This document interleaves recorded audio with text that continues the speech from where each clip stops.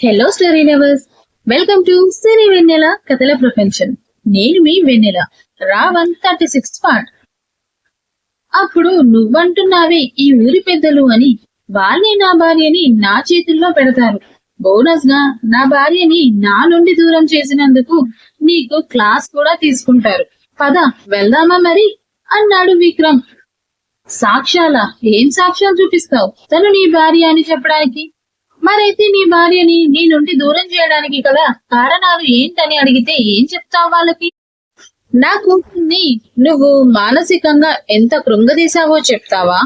లేక మమ్మల్ని ఏదో చేశానని చెప్పి శారీరకంగా తనని ఎలా హింసించావో చెప్తావా అని వెటకారంగా అడిగాడు రామకృష్ణ.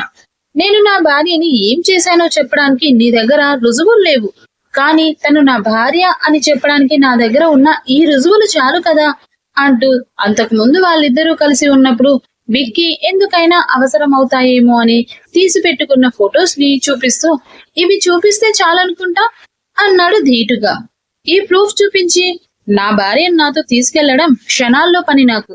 కానీ నా భార్య నాతో మనస్ఫూర్తిగా రావాలని కోరుకుంటున్నానే గాని ఇలా బలవంతంగా కాదు. తన నిర్ణయానికి విలువిచ్చి ఇకపై తను నా వల్ల ఎటువంటి స్ట్రెస్ తీసుకోకూడదని, ఇకపై మా జీవితాల్లో ఏం జరిగినా అది పూర్తిగా తన ఇష్టంతోనే జరగాలని మాత్రమే నేను ఇక్కడ ఉంటున్నాను. అంతేకాని నీకేదో భయపడో లేదా నువ్వేదో చేస్తావనో కాదు అన్నాడు విక్కీ.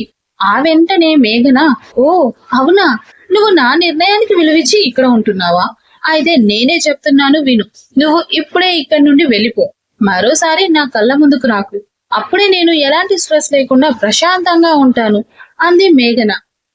మేఘన వాళ్ళు ఉన్న ప్రదేశం అడవి ప్రాంతం.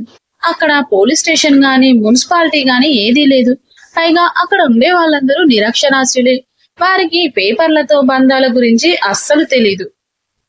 కాబట్టి ఫొటోస్ తో మేనేజ్ చేయొచ్చు అన్నది అతని ఉద్దేశం. ఒకవేళ సిటీకి వెళ్లి కంప్లైంట్ ఇచ్చినా అవసరమైతే కడుపులోని బిడ్డకి DNA టెస్ట్ చేయించి అయినా తన భార్యగా నిరూపించుకుందామని ఫిక్స్ అయిపోయాడు విక్రమ్. కానీ అంతవరకు తీసుకెళ్లడం అతనికి ఇష్టం లేక ఆగిపోయాడు. మేఘన మాటలకి హహహ అని నవ్వుతూ, మేఘన, మనం ఇష్టం లేదన్నాం కదా అని మన తల్లిదండ్రులు మన ఆకలి తీర్చకుండా వదులుతారా? వదలరు కదా. ఎందుకో వాళ్ళ కడుపు తీపి మన కడుపు నింపేదాకా ఊరుకోదు.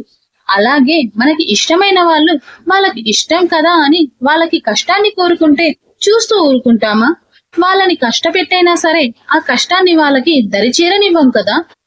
అంతెందుకు, నువ్వు కూడా డాక్టర్వే కదా, మరి నీకు ఆ మాత్రం తెలీదా? పేషెంట్ భయపడుతుంది అని ట్రీట్మెంట్ చేయకుండా వదిలేస్తామా? లేదు కదా. ఎందుకు? అది మన వృత్తి, మన బాధ్యత. అలాగే నిన్ను వదిలేసి వెళ్ళమంటే నేను ఎలా వెళ్తాను అనుకుంటున్నావు? నువ్వు అలా అడుగుతుంటే నాకు అన్నం తినని అమ్మ దగ్గర మారం చేసి చిన్న పిల్లలా అనిపిస్తున్నావు నాకు అంటూ మేఘన చెంప మీద చెయ్యేసి లాలనగా చెప్పాలి అనుకున్నాడు విక్రమ్. కానీ మేఘన విక్రమ్ స్పర్శ కూడా ఆమెను చేరకుండానే దూరంగా జరిగింది విసురుగా. మన వృత్తిలో మనకు ముక్కు మొహం తెలియని వాళ్ళ ప్రాణాలకు, వాళ్ళ ఆరోగ్యానికి అంత ఆలోచించి ట్రీట్మెంట్ చేసే మనం, అలాంటిది నా బాధ్యత నువ్వు, నా హక్కు నువ్వు, నా ప్రాణం నీ ప్రాణంతో కలిసి ఊపిరి పోసుకుంటుంది ఇప్పుడు. అలాంటిది నీకు రిస్క్ అని తెలిసినా కూడా నువ్వు కొమ్మనగానే వెళ్ళిపోతానా? నెవర్. నువ్వు నన్ను చూస్తే ఇబ్బందిగా ఫీల్ అవుతున్నావని నేను నీ కళ్ళ ముందు ఉండకుండా దూరంగా ఉండి నా కళ్ళల్లో పెట్టి చూసుకుంటున్నాను. అలా కూడా వద్దంటే అది నువ్వు చెప్పినా కూడా నేను ఒప్పుకోను అన్నాడు విక్రమ్ స్థిరంగా. మరెందుకు ఈ మాటలన్నీ చెప్పడం? నా ఇష్టానికి విలువిస్తాను అని చెప్పడం అంది మేఘన కోపంగా. చెప్పానుగా మేఘన, నువ్వు నా బాధ్యత అని. నిన్ను వదిలి వెళ్లే ప్రసక్తే లేదు. ఇక నుండి నీ నుండి వచ్చే ప్రేమైన, అసహ్యమైన, అంగీకారమైన, తిరస్కారమైన, అభిమానమైన, చిత్కారమైన అన్ని నేను అనుభవించడానికి సిద్ధంగా ఉన్నాను. కేవలం నువ్వు నా కళ్ళ ముందు మాత్రం ఉంటే చాలు అన్నాడు విక్రమ్. ఇలాంటి మాటలు చెప్పి నన్ను, నా కూతుర్ని మోసం చేయలేవు. నువ్వు ముందిక్కడి నుంచి బయటకు వెళ్ళు. ఇప్పటికే చాలా ఎక్కువసేపు ఉన్నావు నా ఇంట్లో అన్నాడు రామకృష్ణ.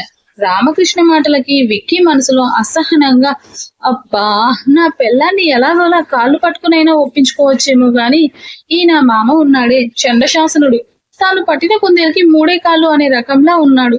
ఇక ఈయన ఇక్కడ ఉండగా నా పెళ్ళాం ఆ రిపోర్ట్స్ నా మొహాన కొట్టదు గాని ఈయన లేనప్పుడు వచ్చి బతిమాలుకుంది నయం అనుకొని రామకృష్ణ గారి వైపు గుర్రుగా చూస్తూ బయటకు వెళ్లిపోయాడు విక్రమ్.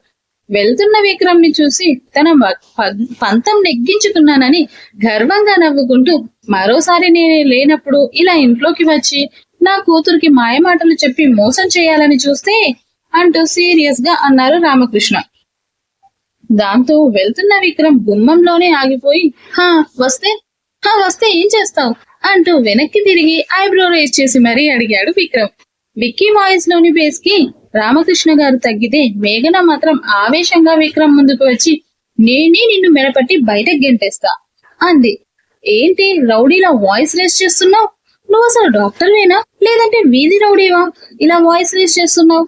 నువ్వు ఇలా వాయిస్ పెంచి అరవగానే భయపడిపోవడానికి నేను పాత మేఘనని కాదు, ఓ ఇక్కడి నుండి అంది కోపంగా ముక్కు పుటాలు ఎగరేస్తూ మేఘన. విక్కీకి రామకృష్ణ గారి మీద వస్తున్న కోపానికి మేఘ మోహన్ చూస్తూ కష్టంగా అణుచుకొని సైలెంట్ గా బయటికి వచ్చేశాడు విక్రమ్. అలా 2 రోజులు గడిచిన మేఘన ఫ్యామిలీ ఎవరికి విక్కీ మీద కోపం తగ్గలేదు. విక్కీలో మేఘని తనతో పాటు తీసుకెళ్లాలి అన్న విషయంలో అతని పంతం కూడా తగ్గలేదు. మేఘన రిపోర్ట్స్ విక్కీ చేతికి రాలేదు, కానీ రోజులు మాత్రం గిర్రున తిరిగి క్యాలెండర్ లో డేట్లను మాత్రం మారుస్తా ఉన్నాయి. 2 రోజులు గడిచి 4 రోజులు అవుతున్నా ముగ్గురిలో మార్పు రాలేదు. ఈ 4 రోజులలో విక్కీ మేఘన రిపోర్ట్స్ కోసం లలిత గారిని చాలాసార్లు ప్రయత్నించాడు, కానీ ఫలితం మాత్రం శూన్యం. రోజు రోజుకి విక్కీలో మాత్రం సరైన తిండి నిద్ర లేక అతను కొంచెం అసహనంగా మారిపోతుంటే, మేఘనలో రోజు రోజుకి అలసట పెరిగి బరువు తగ్గి చాలా వీక్ గా తయారయ్యింది. గత 5 రోజులుగా విక్కీ బయటే ఉంటున్నా కూడా మేఘనని మాత్రం ఎప్పటికప్పుడు గమనిస్తూనే ఉన్నాడు. తల్లిదండ్రులుగా మేఘనలో వస్తున్న మార్పుకి కారణం ప్రెగ్నెన్సీ అని రామకృష్ణ వాళ్ళు అనుకుంటే, విక్రమ్ కి మాత్రం ఆ మార్పు కేవలం ప్రెగ్నెన్సీ వల్ల వచ్చింది కాదేమోనని, అసలు కారణం ఇంకా ఏదో ఉందని అతని డాక్టర్ బ్రెయిన్ చెప్తుంటే దాని గురించి తెలుసుకోవడానికి ఏ ఛాన్స్ కూడా ఇవ్వట్లేదు మేఘన, ఇంకా ఆమె పేరెంట్స్ కూడా. పోనీ బలవంతంగా అయినా మేఘన గురించి తెలుసుకుందాం అనుకున్నా కూడా మేఘ ఎక్కడ ఓవర్ స్ట్రెస్ ఫీల్ అవుతుందో అని, ఒకవేళ అది కేవలం తన అనుమానమే అయితే అతనే స్వయంగా ఆమెని రిస్క్ లోకి నెట్టినట్లే అవుతుందేమో అని ఆలోచించి స్టెప్ తీసుకోలేకపోతున్నాడు విక్రమ్. అలా విక్కీ వచ్చి వారం గడుస్తున్న మేఘన మనసులో అనువంత కూడా చోటు సంపాదించుకోలేకపోయాడు అతను. ఒకరోజు ఉదయం రోజులానే పేషెంట్స్ చెక్ చేస్తున్న మేఘనకి రోజు కన్నా ఆ రోజు ఎందుకో ఇంకాస్త ఎక్కువ నీరసంగా అనిపిస్తూ ఉంటే, బయట ఇంకా దాదాపు 10 మంది పిల్లలు వైద్యం కోసం వెయిట్ చేస్తూ ఉండడంతో కష్టంగా అయినా సరే అలాగే చెక్ చేస్తూ ఉంది మేఘన.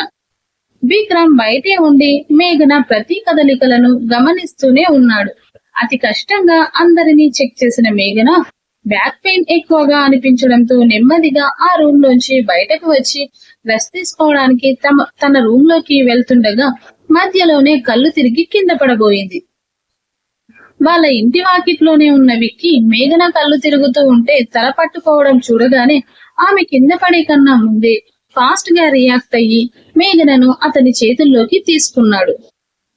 కళ్ళు తిరిగి విక్కీ ఒడిలోనే తూలిపోతున్న మేఘన మత్తుగా ఒక్కసారి కళ్ళు తెరవగానే అక్కడ విక్కీని చూసి కోపంగా అతన్ని ఉరిమి చూస్తూ అతని నుండి దూరం జరగడానికి ప్రయత్నిస్తూనే అతని ఒళ్ళోనే స్పృహ కోల్పోయింది. మేఘ కింద పడబోతుందని స్పీడ్ గా ఆ ఇంట్లోకి వచ్చిన విక్కీని చూసి అప్పుడే అక్కడికి వచ్చిన రామకృష్ణ, రేయ్ నా కూతుర్ని ఏం చేస్తున్నావురా అని అరుస్తూ ఉంటే విక్రమ్ ఒక్కసారి అతని వైపు ఉరిమి చూడగానే సైలెంట్ అయిపోయాడు రామకృష్ణ. మేఘనని ఎత్తుకెళ్లి బెడ్ మీద పడుకోబెట్టి ఆమెను చెక్ చేస్తూ ప్రీవియస్ రిపోర్ట్స్ అని చేతులు చాచాడు విక్కీ సీరియస్ గా. అయినా గాని లలిత గారు కదలకపోతుంటే రిపోర్ట్స్ అంటూ మరొక్కసారి అడిగాడు విక్రమ్ గంభీరంగా. విక్రమ్ ని అడ్డు తప్పుకొమ్మని నెట్టేస్తూ మేఘన దగ్గరికి రాబోతున్న రామకృష్ణ గారిని ఆపి, ఐ వాంట్ ప్రీవియస్ రిపోర్ట్స్ అన్నాడు విక్కీ ఈసారి ఇంకొంచెం బేస్ వాయిస్ తో. అయినా కూడా రామకృష్ణ గారిలో చలనం లేకపోతే, I want Megha all previous reports immediately అని మరింత సీరియస్ గా చెప్పడంతో తప్పక లలిత గారికి కూడా తెలియకుండానే దాచిపెట్టిన మేఘన రిపోర్ట్స్ తెచ్చి విక్కీ చేతిలో పెట్టాడు రామకృష్ణ. వెంటనే ఆ రిపోర్ట్స్ తీసుకొని చాలా ఇంట్రెస్ట్ గా చూస్తున్న విక్కీ టీఫా స్కాన్ రిపోర్ట్స్ చూస్తున్న అతని కనుబొమ్మలు ఒక్కసారిగా ముడిపడ్డాయి. మరోసారి ఆ రిపోర్ట్స్ అన్ని స్పీడ్ గా తిరిగేస్తూ అన్ని చెక్ చేసిన విక్కీకి మునుపటి కన్నా ఇంకా సీరియస్ గా మారిపోయాయి అతనిలోని హావభావాలు. వెంటనే ఓ ఇంజెక్షన్ చేసి స్పృహలో లేని మేఘనాను చేతుల్లో లిఫ్ట్ చేసి బయటకు తీసుకెళ్తుంటే అతనికి అడ్డుగా నిలబడ్డాడు రామకృష్ణ. అప్పటికే కోపం వల్ల విక్రమ్ ఫేస్ ఎర్రగా మారిపోయి చాలా సీరియస్ గా రామకృష్ణ గారిని అడ్డు తప్పుకో అన్నాడు ఒకే వర్డ్ లో. నేనెందుకు అడ్డు తప్పుకోవాలి? నా కూతుర్ని ఎక్కడికి తీసుకెళ్తున్నావు? నా కూతురు నీ చేతుల్లో ఉండడానికి వీల్లేదు, ముందు తనని కిందకి దించు అనే మేఘనని తన దగ్గరికి తీసుకోబోయిన రామకృష్ణ గారిని ఒక్క చూపు చూసి ఐ సెడ్ లీవ్, అనవసరంగా నా పేషెంట్స్ ని టెస్ట్ చెయ్యొద్దు, అర్జెంట్ గా మేఘనని హాస్పిటల్ కి తీసుకెళ్లాలి, మీకు అంత అనుమానంగా ఉంటే నాతో పాటు మీరు కూడా రండి, అంతేకాని నన్ను మాత్రం ఆపాలని చూస్తే ఐ స్వేర్ పెద్దవారని కూడా చూడను నేను అన్నాడు విక్రమ్ చాలా కోపంగా.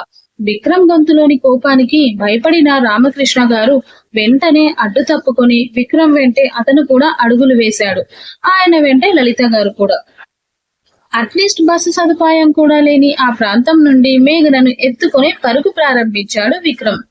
తర్వాత ఏం జరగబోతుందో తెలుసుకోవాలనుకుంటే వింటూనే ఉండండి రావణ్, ఓన్లీ ఆన్ సిరివెన్నెల కథల ప్రపంచం. స్టోరీ నచ్చితే లైక్ చేయండి, షేర్ చేయండి, కామెంట్ చేయండి, మీ అభిప్రాయాలని కామెంట్ సెక్షన్ లో తెలియజేయండి అండ్ నన్ను సబ్స్క్రైబ్ చేసుకోండి. స్టోరీ ల్యాగ్ అనుకునే వాళ్ళకి నేను చెప్పేది ఏం లేదండి, స్టోరీలో ప్రతి పాయింట్ ని నేను ఖచ్చితంగా క్యాచ్ చేసి తీరాలి, అందుకని నేను ప్రతిదీ చెప్తూ ఉన్నాను. మీరు ల్యాగ్ అనుకుంటే కాస్త స్కిప్ చేసేయండి, ఏం పర్లేదు.